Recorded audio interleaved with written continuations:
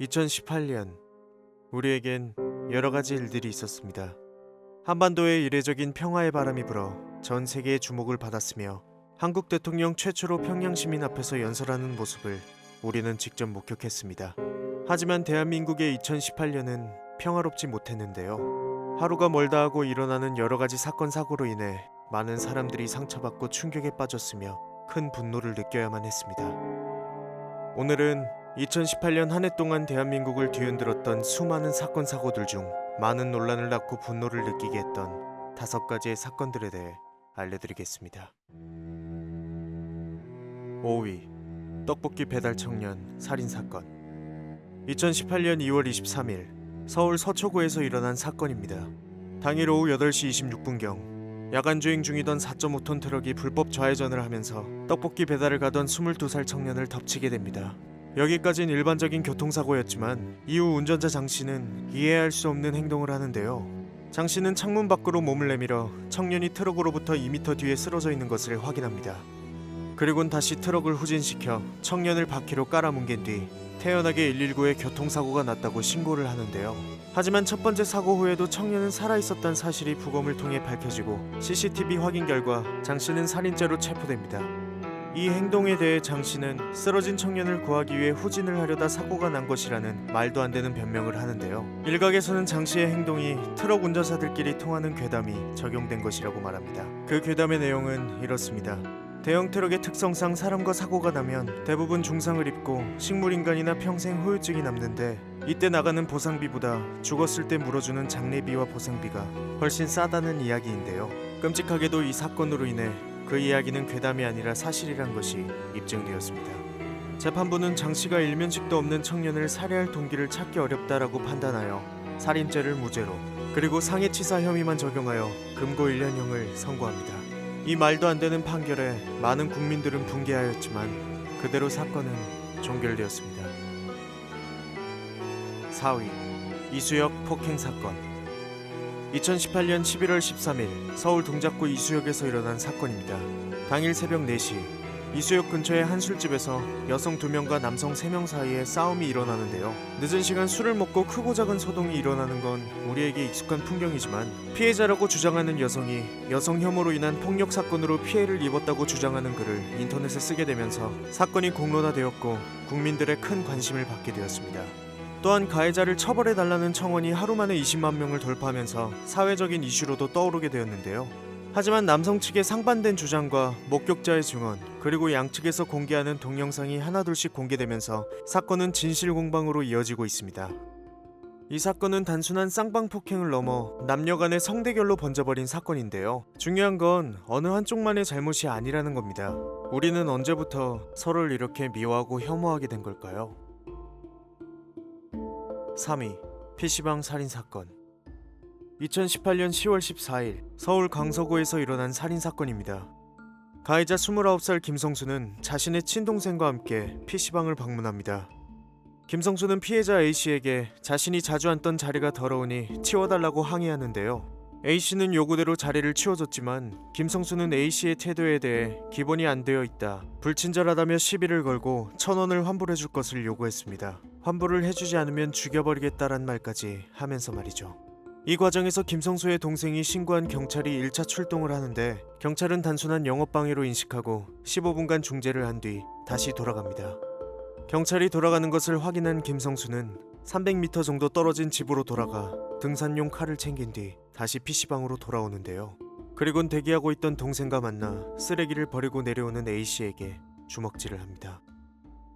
김성수는 A씨에게 칼을 휘둘러 총 80회의 자상과 창상을 입혔는데 이 중 얼굴과 목에만 32회의 자상을 입혔다고 합니다. 이 과정에서 엄청난 양의 피를 쏟은 A씨는 병원에 후송되었지만 결국 과다출혈로 사망하고 맙니다. 김성수는 10월 21일 국민들에게 처음 그 얼굴을 드러냅니다. 그는 어눌한 말투로 동생은 공범이 아니며 피해자 가족에게 죄송하고 죗값을 치러야 한다고 생각한다고 말을 한 뒤 정신분석을 위해 치료감호소로 이동합니다. 김성수의 가족들은 우울증 진단서를 제출하기도 했는데 심신미약 판정을 받아 형량을 줄이려는 의도로밖에 보여지질 않았습니다. 약 한 달 후 심신미약이 아니라는 판정을 받고 카메라 앞에 다시 나타난 김성수는 처음 모습과 달리 비교적 또렷한 모습으로 입을 열었는데요.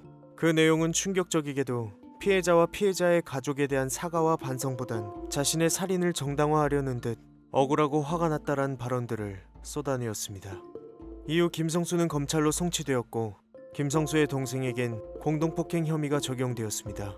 김성수와 그의 동생이 얼마나 많은 형량을 받을진 모르겠지만 그 무엇도 남겨진 가족들이 느끼고 있을 그리움과 슬픔을 달랠 순 없을 겁니다.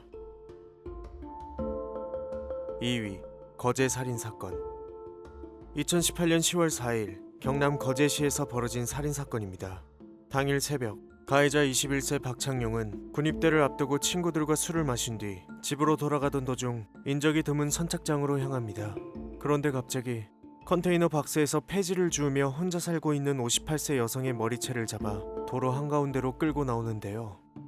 피해자는 그를 보며 무릎을 꿇고 두 손을 모아 살려달라고 애원을 하지만 박창용은 그걸 비웃기라도 하는 듯 잔인한 폭행을 가하기 시작합니다. 30분이 넘는 시간 동안 계속된 폭행으로 초등학생 정도의 체격을 가진 여성은 다발성 뇌출혈과 턱뼈를 포함한 다발성 골절로 5시간 만에 사망하는데요. 대체 이 둘은 무슨 관계이며 무슨 이유로 죽음에 이를 때까지 72회에 달하는 잔혹한 폭행을 당해야 했을까요? 놀랍게도 아무런 이유가 없습니다. 박창용은 학창시절 학교폭력 가해자였으며 술을 마시면 지인들을 폭행하는 습관이 있는 등 평소 난폭한 모습을 보였다고 하는데요. 조사 과정에서 박창용은 술에 취해 기억이 나지 않는다라며 범행 이유에 대해 진술하지 않았습니다. 웃긴 건 경찰은 박창용의 진술에 신빙성이 있으며 살인의 고의성이 있다고 보기엔 증거가 부족하다고 판단하여 상해치사를 적용하는데요. 하지만 검찰 조사 과정에서 박창용이 성동구치소, 사람이 죽었을 때 사람이 죽었는지 안 죽었는지 등의 문구를 휴대폰으로 검색한 것과 CCTV 속 박창용의 모습이 만취 상태라고 보기엔 움직임이나 행동이 또렷한 점을 토대로 고의성을 인정하여 살인 혐의로 박창용을 구속합니다. 2018년 11월 29일 첫 재판이 열렸습니다. 여기서 박창용은 재판 내내 울먹이며 살인을 한 사실을 인정하지만 계획한 건 아니다라고 진술했다고 합니다. 아무런 계획 없이 사람을 죽인 뒤 시민에 의해 제압당하는 순간 살려달라고 말했던 그를 여러분은 어떻게 생각하시나요? 1위 인천 중학생 추락사 사건. 2018년 11월 13일 인천광역시 연수구 청학동에서 일어난 사건입니다. 당일 5시 20분경 가해자 중학생 4명은 같은 초등학교 출신이자 같은 나이였던 A군을 아파트의 옥상으로 불러냅니다. 그리고 A군에게 욕을 하며 1시간 동안 옥상에서 집단 폭행을 가했는데요. 그리고 6시 40분경 A군은 아파트 옥상에서 떨어집니다. 이를 목격한 아파트 경비원이 119에 신고를 했지만 이미 구급대원이 도착했을 땐 A군은 이미 사망한 상태였습니다. 가해자들은 당시 이 사건에 대해 옥상에서 대화를 하던 중 A군이 갑자기 자살하고 싶다며 난간을 붙잡았다. 우리는 말렸지만 스스로 떨어졌다 라고 말하며 폭행 사실을 부인했습니다. 하지만 CCTV엔 A군을 강제로 끌고 올라가는 장면이 남아있었고 경찰의 추궁에 자신들의 폭행 사실을 어느 정도 인정했다고 하는데요. 경찰은 가해자들이 이미 입을 맞춘 정황을 파악했고 이 사건이 단순한 추락사가 아닐 수 있다는 가능성을 열어두고 현재 수사를 진행하고 있습니다. 가해자들이 A군을 난간에서 밀어버렸을 가능성과 사건을 은폐하려는 목적으로 이미 집단 폭행으로 사망한 A군을 떨어뜨렸을 가능성이 있기 때문입니다. 하지만 여러분도 알다시피 숨겨진 의혹이 모두 밝혀진다 해도 이들은 큰 처벌을 받지 않을 겁니다. 그 이유는 바로 역같은 소년법 때문이죠. 이들은 불완전한 심리 상태를 가진 만 19세 미만 청소년이라는 이유로 현장 검증도 실시하지 않았는데요. 왜 어린 가해자들은 죄를 짓고도 법의 보호를 받으며 안도의 한숨을 내쉬고 왜 어린 피해자는 법의 보호는커녕 죽임을 당하고 잊혀져야 하는 걸까요? 여러분의 생각은 어떠신가요? 소년법 이대로 괜찮은 걸까요?